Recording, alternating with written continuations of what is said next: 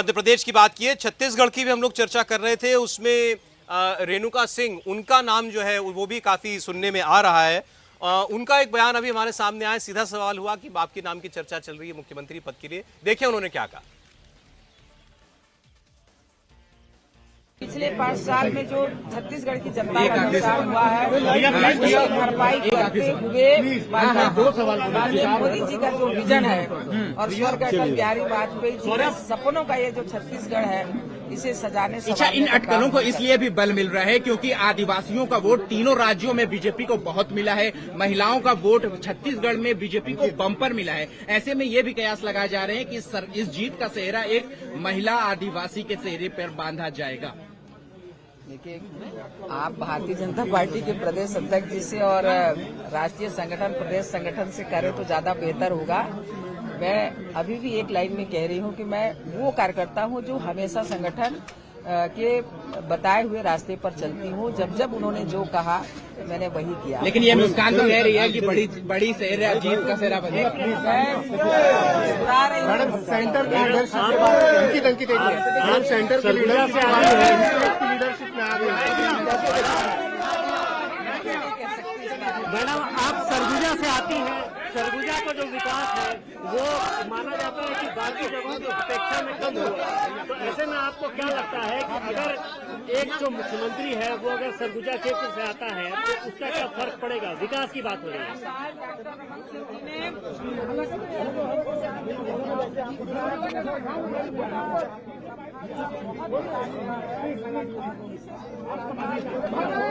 आपकी लीडरशिप में 14 सीट आप देखिए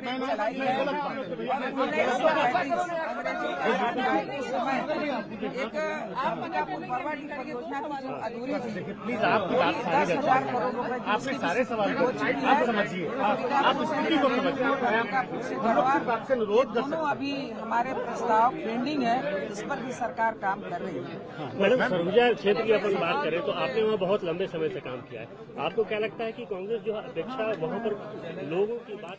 देखिए, छत्तीसगढ़ में रेणुका सिंह का नाम काफी लिया जा रहा है मुख्यमंत्री पद के लिए। आदिवासी समाज से आती हैं, महिला है। इन्हीं तीनों राज्यों में अगर आप देख लीजिए जो ट्राइबल वोट है 25 से 30% औसत वोट है ट्राइबल समुदाय का। तो और प्रधानमंत्री की वरीयता में, उनके प्रयासों में, योजनाओं में आपको दिखेगा कि वो कितना महत्व देते हैं आदिवासी समाज को। तो ये एक बड़ी स्वाभाविक चॉइस हो सकती है। बिल्कुल सौरभ, अगर ट्रैक रिकॉर्ड की अगर बात करें तो ट्राइबल जिस कम्युनिटी से आती हैं और ट्राइबल में भी गोंड जनजाति से आती हैं, जिसका आसपास के मध्य प्रदेश के भी जिलों में बड़ी आबादी है, तो उन सारे पैरामीटर्स पे 2 बार मंत्री रही हैं। राज्य सरकार में रमन सिंह की सरकार में 2 बार मंत्री रही हैं, केंद्र सरकार में अभी केंद्रीय राज्य मंत्री हैं। तो ये सारे पैमाने के आधार पर देखें, महिला हैं तो खरा उतरती हैं। लेकिन एक चीज़ ज़रूर ये देखना होगा कि क्या मुख्यमंत्री की भूमिका के लिए उनका जो प्रोफाइल है वो एकदम मैच करता है शीर्ष नेतृत्व के नज़र में, उसका ज़रूर इंतज़ार रहेगा। और अगर आप संगठन के लोगों की बात करें तो उसमें अरुण साव का नाम सबसे पहले बताया जा रहा है, कि उसमें इनका नाम पहले नहीं बताया जा रहा है।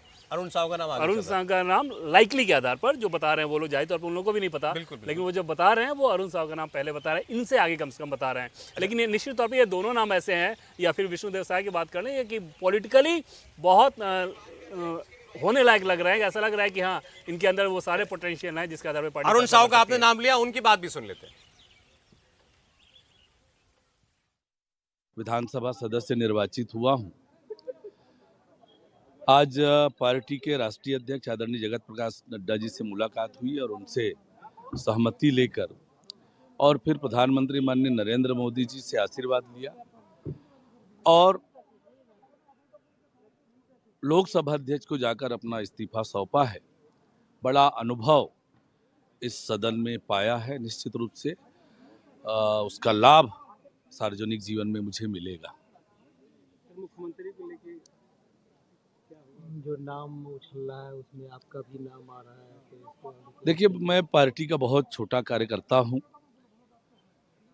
प्रदेश अध्यक्ष के नाते जो मुझे काम पार्टी ने दिया है उसे पूरी ईमानदारी और निष्ठा से निभाया है।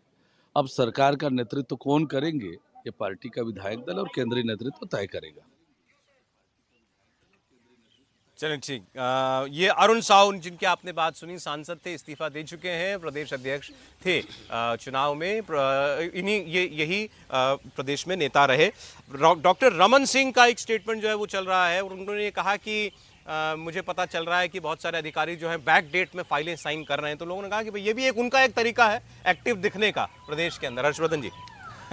नहीं, लेकिन बड़ा विचित्र है कि पूर्व मुख्यमंत्री रमन सिंह को एक्टिव दिखने के लिए ये तरीका दिखा। आप ये भी कमाल देखिए।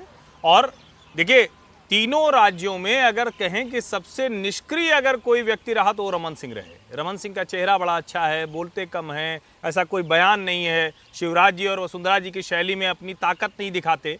लेकिन रमन सिंह ने किया क्या 5 सालों में? और शायद वही सबसे बड़ी बात रही कि सबको ये लगता रहा कि चुनाव तो भारतीय जनता पार्टी हार गई। अगर अमित शाह भूपेश बघेल के जबड़े से जीत खींच कर लाए, अगर जो फॉर्म भरवाया गया उसका प्रभाव आदिवासियों में पड़ा, अगर आदिवासियों ने नरेंद्र मोदी के चेहरे पर वोट दिया है, तो फिर इसका कोई मतलब नहीं। और बैक डेट से साइन किया जा रहा है, इसका तो अभी कोई तुक बनता ही नहीं है। मतलब आप भूपेश बघेल से अब लड़ाई बंद कीजिए, अब आपका कोई मतलब नहीं है इसमें। अब तो तय होगा, जो पार्टी तय करेगी। और मैं फिर से कह रहा हूं, ये भारतीय जनता पार्टी के लिए गोल्डन अपॉर्चुनिटी है अगले 10 साल 20 साल के लिए। पार्टी का संगठन इन तीनों राज्यों में मजबूत करने वाले चेहरे को, उस चेहरे को बनाइए जो संगठन को भी मजबूत करे। हालांकि राजस्थान की हम लोग ने बात नहीं की, राजस्थान से भी वसुंधरा राजे कैंप से बार बार ये भी संदेश दिए जा रहे हैं कि भाई ये बातें ना की जाएं कि ये शक्ति प्रदर्शन है, ऐसी कोई बात नहीं है। अब तो ये मोदी जी की जीत है और मैडम भी यही कह रही हैं और यही प्रदर्शित भी कर रही है। बिल्कुल, लेकिन वसुंधरा राजे आखिरी दम तक अपना दावा छोड़ने को तैयार नहीं रहेगी। वो जिस तरह की राजनीति करती है, लेकिन वसुंधरा राजे इस बात को जानती है कि 2018 में उनको चुनाव हारने के बाद यह प्रधानमंत्री मोदी की ही लोकप्रियता है कि जिसके दम पर भारतीय जनता पार्टी 115 सीटें जीतने की स्थिति में आई है। और वसुंधरा के संग 2 नेगेटिव चीज़ भी जा रही है कि आप 2 बार मुख्यमंत्री बने, लेकिन दोनों बार आप सरकार रिपीट नहीं करवा सके। यह भी एक वसुंधरा के खिलाफ जा रहा है। और मुझे लग रहा है वसुंधरा जिस तरीके से लगातार विधायकों से मिली है, केंद्रीय नेतृत्व उसे पसंद नहीं करेगा। यह भी तय है कि अब वसुंधरा के जाने का वक्त आ गया है और केंद्र के अंदर उन्हें क्या जिम्मेदारी जाती है ये केंद्रीय नेतृत्व तय करेगा। समय इतना ही था। आज बहुत शुक्रिया कहानी कुर्सी की में आप तमाम लोगों के का यहाँ हमारे साथ जुड़ने के लिए। हर्षवर्धन त्रिपाठी जी, राहुल महाजन जी, समीर चौगांवकर साहब, आपका भी, देवेंद्र आपका बहुत धन्यवाद।